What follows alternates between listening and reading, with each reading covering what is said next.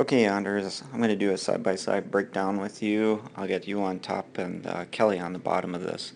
And so what we're going to do is walk through the steps that you got on your V2. So both you guys are in the same position, your zero position where you're starting on going on to the right side. So I'm going to take you ahead.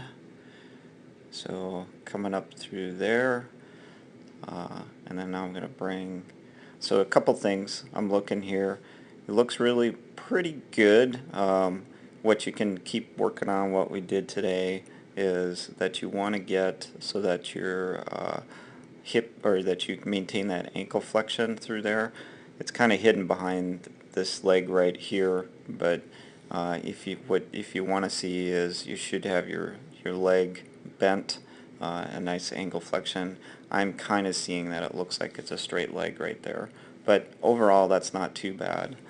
Another thing is I'm looking at where your hand position is here. You're really tight with your hands. What would like to see is that your hands actually come a little bit farther out.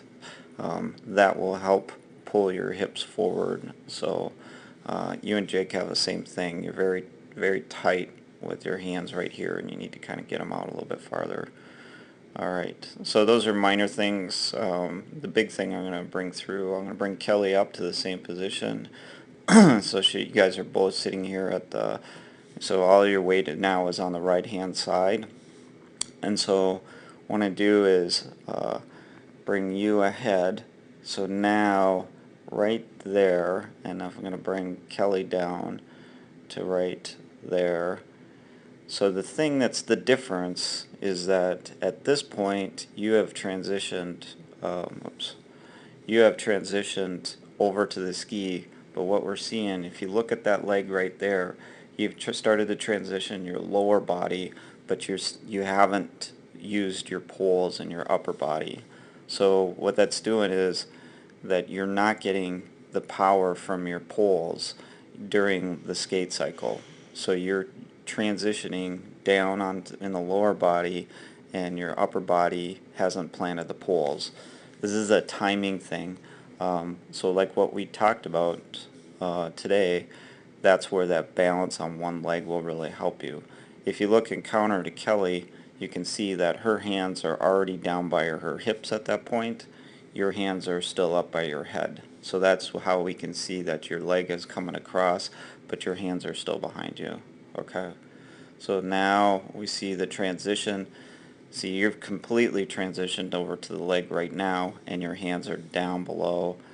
Kelly, at that point, you're catching up, but you've lost that moment where you could have applied the force with your leg and used your hands at the same time.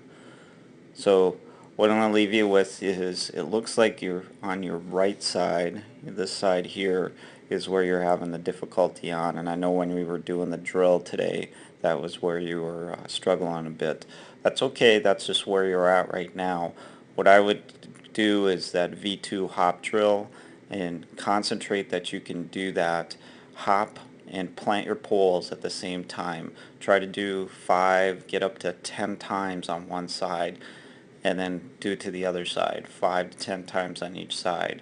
Once you can start to hop on one, then try to link the two together so that you're hopping and planting your poles at the same time. That's really going to break out your technique. Besides that, pretty good job.